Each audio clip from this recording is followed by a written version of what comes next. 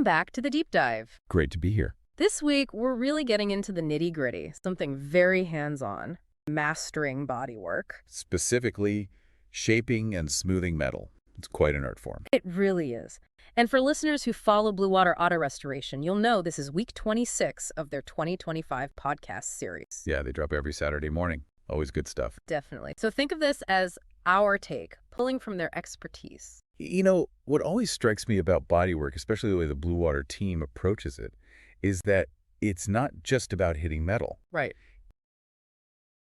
It's understanding the material, how it wants to move, almost like a conversation. That's a great way to put it. It's this mix of engineering and artistry. Exactly. Craftsmanship, technical skill, you need both. And you see it in everything from classic car restoration, which Bluewater is known for, to custom fabrication, even sculpture. Absolutely. The principles carry across. So, our mission in this deep dive is to explore those core techniques: cutting, bending, forging, shrinking, stretching, finishing, pulling insights from the Bluewater experts. Giving you the foundational knowledge. Precisely. And if you want to go deeper after this, the Bluewater Auto Restoration website is BWAR.CA.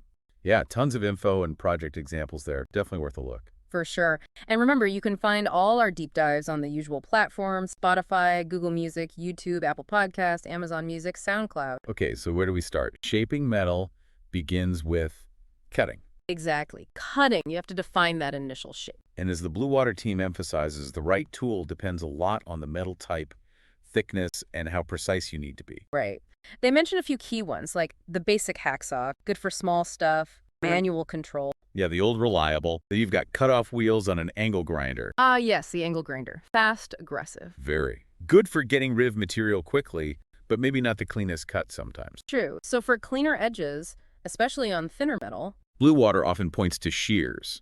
You know, manual snips for lighter work or pneumatic shears if you're doing a lot of it. they give a much cleaner, less abrasive cut. Right. Exactly.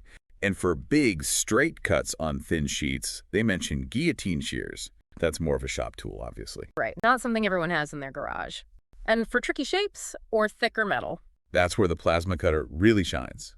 High accuracy, handles thicker stuff well. Okay, and Bluewater has a really important tool tip here, something easily overlooked. Oh yeah, what's that? Always deburr the edges after cutting. Ah, yes. Crucial. They stress it's not just for safety avoiding cuts, but also for fitment later on. Absolutely. A clean, smooth edge makes joining panels, especially welding, much, much easier and stronger. A burr can really mess things up. So once you've got your pieces cut and deburred, next up is bending and forming, right? Giving it structure.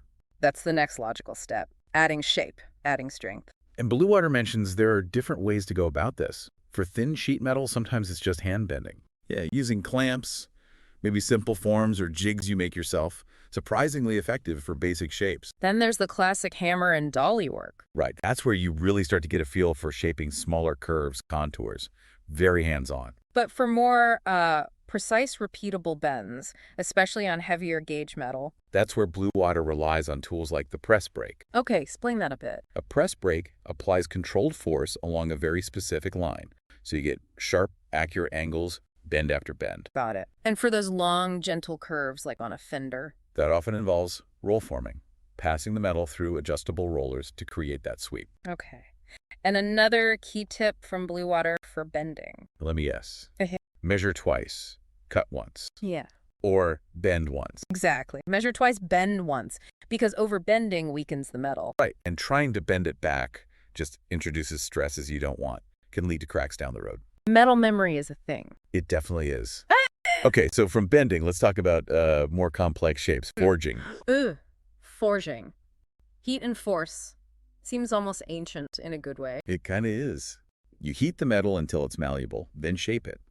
Bluewater explains the traditional method is anvil and hammer.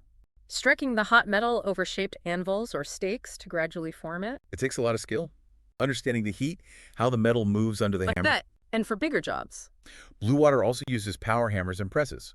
Mechanical force, more efficient for thicker or larger pieces. Makes sense. And their tool tip for forging. Practice on scrap.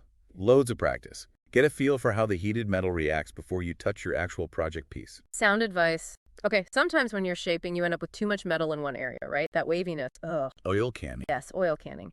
How do the Blue Water experts deal with shrinking that excess material? Good question. Shrinking is key for controlling that. Blue Water outlines two main ways. Okay. One is heat shrinking. You apply very localized heat, then quench it quickly with, say, a wet rag. The rapid cooling makes the metal contract just a tiny bit. Interesting. And the other way? Mechanical shrinkers. These are tools with special jaws that physically compress the metal, squeezing that excess area together. And there's a difference depending on the metal, right? Blue Water's tooltip. Yeah, they point out heat shrinking works well on steel, but aluminum often responds better to the mechanical method. See, that really shows you need to know your materials. Okay, opposite problem. You need more surface area. Stretching. Exactly. For creating domes, convex shapes, compound curves, you need to stretch the metal. How's that done? Blue Water mentions. Well, again, hammer and dolly work is one way. Carefully hammering over a rounded dolly gradually expands the surface. Requires finesse, I imagine. Definitely. And for larger areas or more uniform stretching, Blue Water uses stretching machines. These grip the metal and pull it under controlled tension. Okay. And the tooltip for hammer stretching. Use light, controlled taps. Go too hard, and you risk thinning the metal too much or even tearing it. Finesse, like you said. You're working right at the edge of the material's limits there. Pretty much. Okay, we absolutely have to talk about a central tool in automotive bodywork, something Blue Water uses extensively. Let me guess. The English wheel. You got it. The English wheel. That elegant beast. It does look kind of magical, turning flat sheets into smooth curves. How do the Blue Water pros use it? Walk us through it. Sure. First step is crucial. Picking the right lower anvil roll. Because that dictates the curve. Exactly. The radius of that lower roll shapes the metal. Then you pass the metal between the top wheel and that lower anvil. With pressure. Light, even pressure. And you make overlapping passes back and forth, side to side. Consistency is key. And you can increase the pressure. Gradually, yes. Blue Water advises starting light and increasing pressure slowly to develop the curve. And their tool tip for the English wheel. Work from soft curves to sharper ones. Don't try to make a tight bend right away. Build it up. It's easier to add curve than take it out. Makes total sense. Okay, so once all the cutting, bending, stretching, shrinking is done, the shape is there, but it's not finished. Not by a long shot. Now we get into surface finishing, preparing it for paint or whatever comes next. And the first step there, according to Blue Water, is sanding. Sanding. Seems basic, but there's a method to it. It's all about progressing through the grits, isn't it? Absolutely. Blue Water recommends starting relatively coarse, maybe 80 to 120 grit, to knock down any tool marks or high spots from shaping. Get rid of the rough stuff first. Right. Then you gradually move up, finer and finer grits, maybe 220, then 320, working up to maybe 400, even 600 grit, depending on the finish needed. Creates that smooth base. Exactly.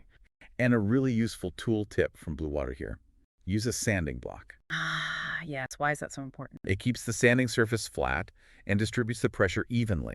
If you just use your fingers, you can easily sand dips or waves into the panel without realizing it. Good point. Prevents unevenness. Okay. After sanding, Blue Water sometimes uses a technique called lapping. Sounds specialized. It is a bit more specialized. Lapping is for ultrafine finishing. Think mirror finishes or parts that need to fit together with extremely tight tolerances. How does it work? You use a very, very fine abrasive powder mixed into a liquid slurry. You work this between the metal part and a perfectly flat plate, like cast iron or granite. Wow. Sounds painstaking. It is. Blue Water notes it's a slow, deliberate process. You can't rush it, or you'll actually ruin the flatness you're trying to achieve. So really for those critical high-precision jobs. Precisely. Then finally, for that ultimate shine, polishing. Right, making the metal gleam. What's the process Blue Water follows? Typically, it's a two-stage thing. First, an initial polish using a firmer buffing wheel and a cutting compound. This removes the very finest sanding scratches left. Sort of like the final sanding stage, but with compound? Kind of, yeah. Then you switch to a softer buffing wheel and a finishing compound, sometimes called rouge, to bring out that deep, high gloss. And Blue Water mentions using the right compounds for the metal. Absolutely critical. Aluminum needs specific aluminum polishes. Stainless steel is harder, needs more aggressive cutting compounds. Mild steel has its own types, too. Okay. And the tooltip for polishing? Cleanliness. Yeah. Blue Water stresses cleaning the part thoroughly between the cutting compound stage and the final polishing stage. What is that? If you carry over any coarser grit from the cutting compound into the final polish, it'll just scratch the surface you're trying to perfect. Got to keep it clean. Makes perfect sense. Avoid contaminating the final step. Okay, this is all great, but it involves a lot of tools. For someone starting out, inspired by Bluewater's work, what's a good beginner's toolkit look like? Yeah, Bluewater put together a good starter list. For cutting, they suggest a basic hacksaw, some aviation snips, for thinner stuff, and a small, maybe 4.5-inch angle grinder with cutoff wheels. It covers the basics, bending and forming. A small manual press brake, or even just a basic metal brake for simple bends. And definitely a decent hammer and dolly set. That's fundamental. Okay, what about trying forging? This suggests starting small. Maybe a 50 to 100-pound anvil, doesn't have to be huge, and a good cross-peen hammer. Manageable, shrinking and stretching. A hand-operated combination shrinker-stretcher tool is a really versatile starting point. Does both jobs. Good value there. Finishing. A DA sander, dual-action sander, is invaluable.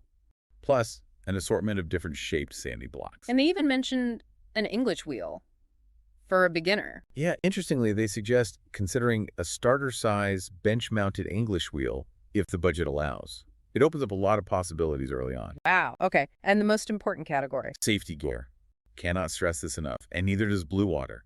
Welding gloves, proper safety glasses, maybe a full face shield depending on the task, and ear protection, especially with grinders. Absolutely non-negotiable. That toolkit gives you a solid base to start exploring all these techniques we've discussed, drawing on that Bluewater expertise. It really does. And like they always say, it's a journey, right? Mastery comes from practice, learning from mistakes. For sure. No one gets it perfect the first time. Or the 10th time, probably. But there's something incredibly rewarding about taking a flat piece of metal and coaxing it into a flowing, functional form. Real craftsmanship. It is. You see the pride the Bluewater team takes in their work. And it comes from that deep understanding and skill. You know, thinking about all this, pulling from Bluewater's experience, it strikes me how these